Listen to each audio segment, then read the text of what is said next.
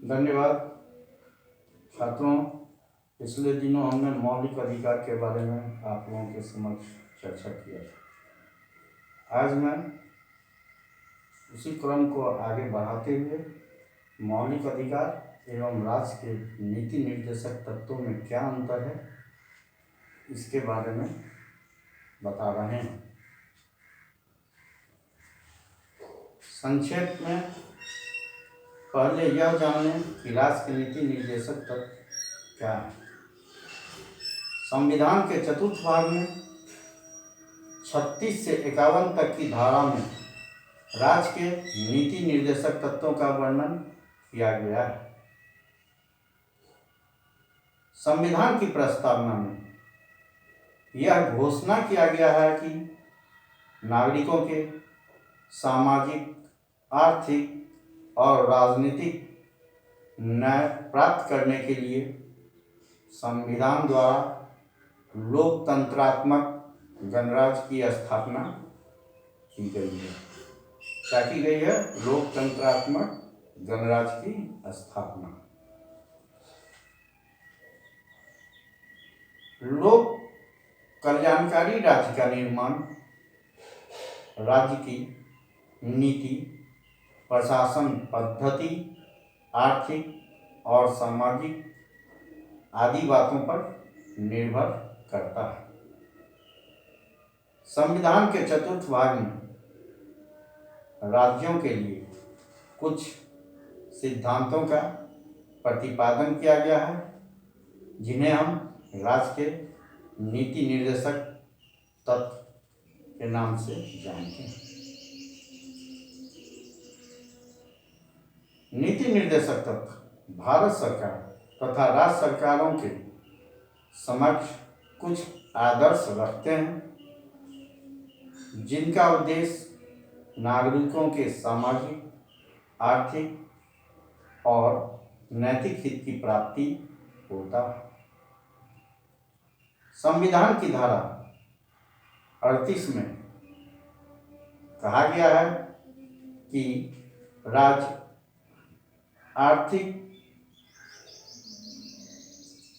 क्षमा करेंगे, संविधान की धारा 38 में कहा गया है कि राज्य अधिक से अधिक प्रभावपूर्ण रूप से एक ऐसा सामाजिक व्यवस्था की स्थापना तथा सुरक्षा द्वारा जिसमें आर्थिक, सामाजिक और राजनीतिक पद्धति या राजनीतिक न्याय की प्राप्ति हो, जनता के हित के विकास का प्रयत्न करेगा।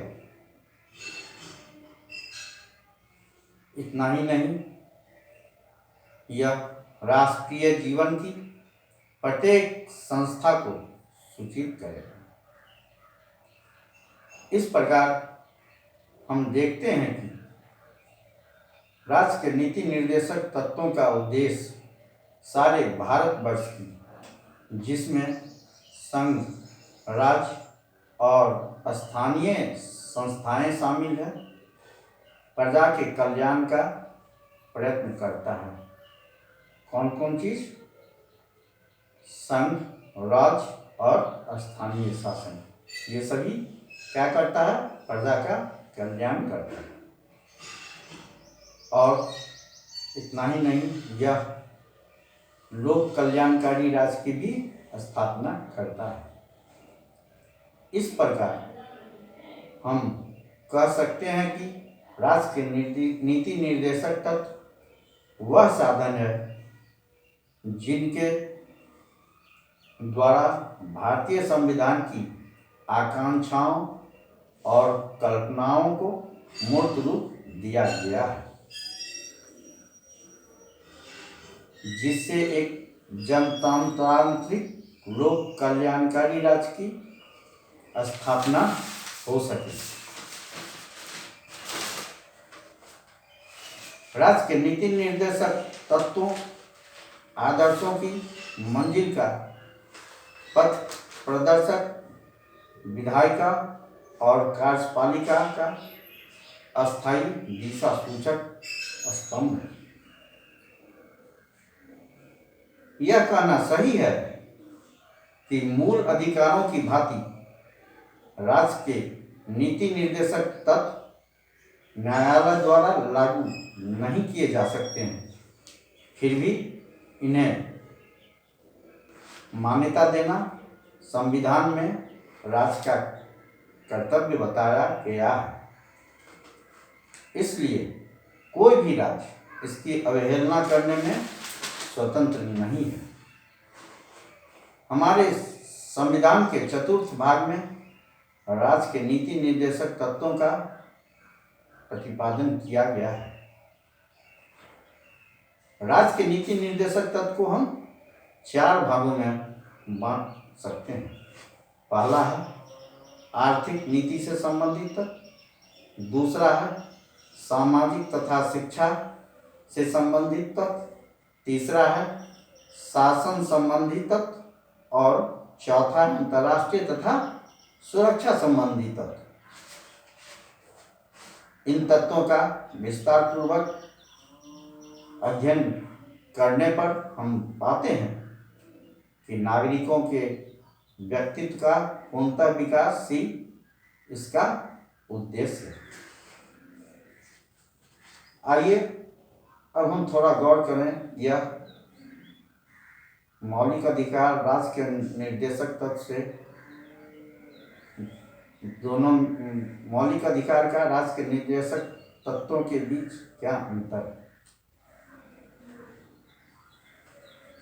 मौलिक अधिकारों और राज्य के नीति निर्देशक तत्वों में जहां एक ओर मूल अधिकारों में नागरिकों की स्वतंत्रता, समानता, भ्रातृत्व, धर्म, न्याय तथा संपत्ति के अधिकारों का प्रावधान किया गया है, वहीं दूसरी ओर राज्य के नीति निर्देशक तत्व इन अधिकारों को नैतिक कर्तव्य का स्वरूप प्रदान करता है।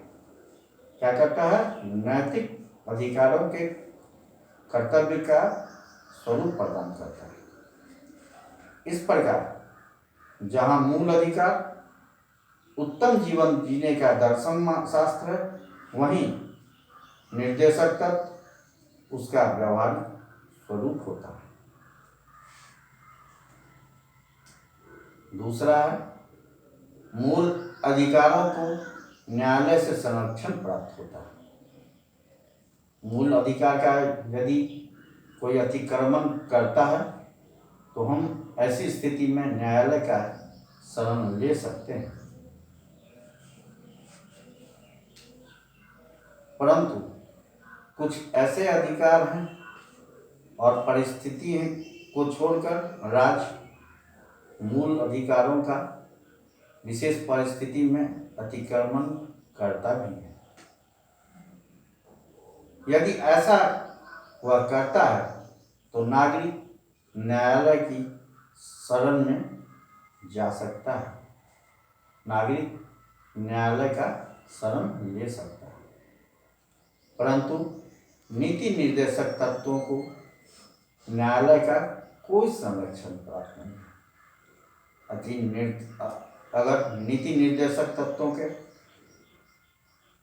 अवहेलना किया जाता है तो इसके खिलाफ आप न्यायालय की शरण नहीं ले सकते।